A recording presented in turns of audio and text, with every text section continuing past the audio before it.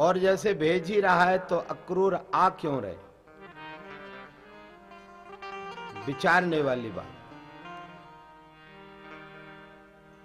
अक्रूर चाचा हैं और उनको पता है कि मारने के लिए बुला रहा है, तो भगवान को आना नहीं था।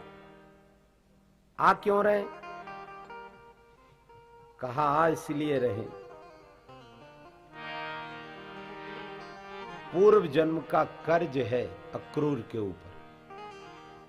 रामावतार में जिस समय दशरथ जी ने आज्ञा दी कि जाओ इनको रथ में बिठा करके श्रृंगवेरपुर से वापस ले आना, उस समय अक्रूर जी महाराज सुमंत थे और देवकी और वसुदेव जी दशरथ और कौशल्या के रूप में।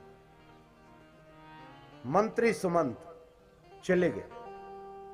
जब वापस भगवान नहीं आए तो दशरथ जी ने पूछा, हा वत्स राम जगताम नयनाभिरामम, हा वत्स लक्ष्मण सलक्षण सर्वगात्र, हा साध्य मैथिली पत स्थित चित्तवृत्ते, हा गता किल वनम बत में तनुजा।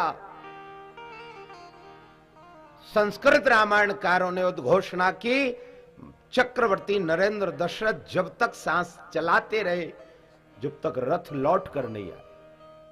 रथ आया तो पूछा, सुमंत क्या राम जी आ गए?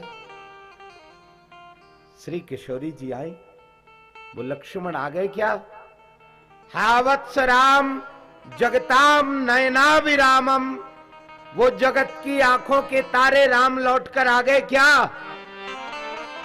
सुमंत ने कोई उत्तर नहीं दिया। दूसरी अर्धाली बोली दशरथ जी ने, हा वत्स लक्ष्मण सलक्षण सर्वगात्र। जिस लक्ष्मण का एक एक गात्र माने अंग, एक एक अंग लक्षणों से संपन्न है, वो लक्ष्मण क्या आ गया? फिर भी कोई उत्तर नहीं दिया सुमंत ने।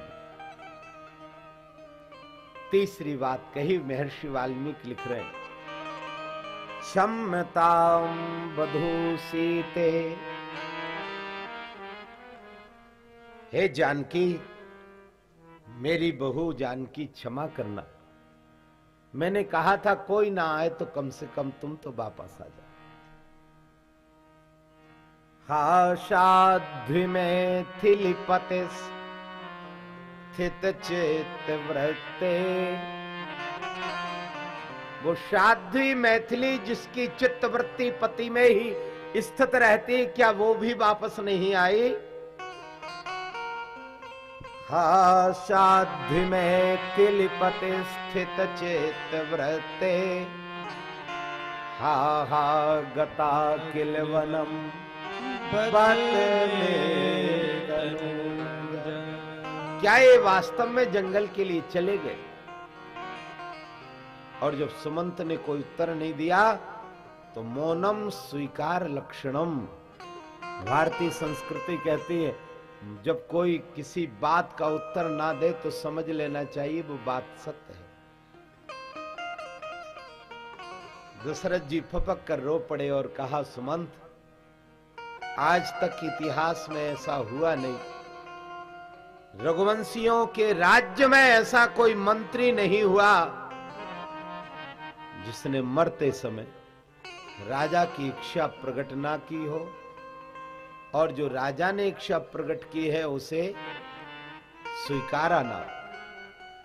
मैं अभागा दशरथ एक ऐसा राजा हूं जो मरते समय अपने मंत्री से मेरी कही हुई बात पूरी नहीं कर पाया। धर्मशास्त्र कहते हैं, न मिथ्याम मंत्रिणाम न मिथ्याम वदति दूतो वदति नान्यथा। रघुवंशी राजा बड़े विद्वान हुए।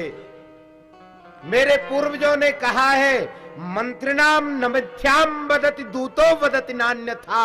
मंत्री कभी झूठ नहीं बोले और राजदूत कभी मिथ्या भाषण नहीं करता था, चाहे उसका गला काट दो।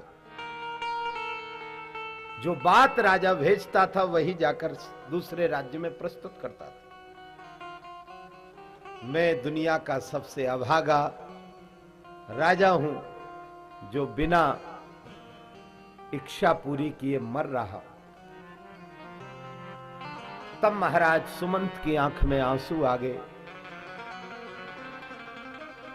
और कहा कि राजन मुझे क्षमा करें, मैंने वन वचन कर्म से रघुवंशियों के इस राज दरबार का मंत्री पद को सुशोभित किया है, तो मैं आपको वचन देता हूं यदि राजा की ये इच्छा पूर्ण इस जन्म में नहीं कर पाया तो अगले जन्म में मैं आपकी प्रतिज्ञा पूर्ण करूंगा। जय हो।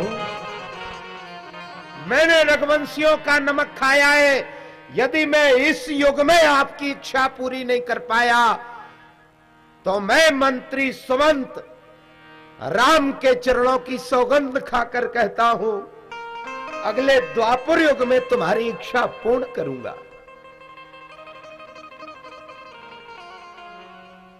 चाचा क्रूर को पता है कि कंस मारने जा रहा है, फिर भी जैसे ही कहा तो अक्रूर बोले मैं जाऊंगा, क्योंकि आज दूसरे युग में जो 14 वर्ष का विरह मेरे कारण हुआ था, आज भगवान 13 वर्ष के पूर्ण हो गए, 14 वर्ष में प्रवेश करने जा रहे।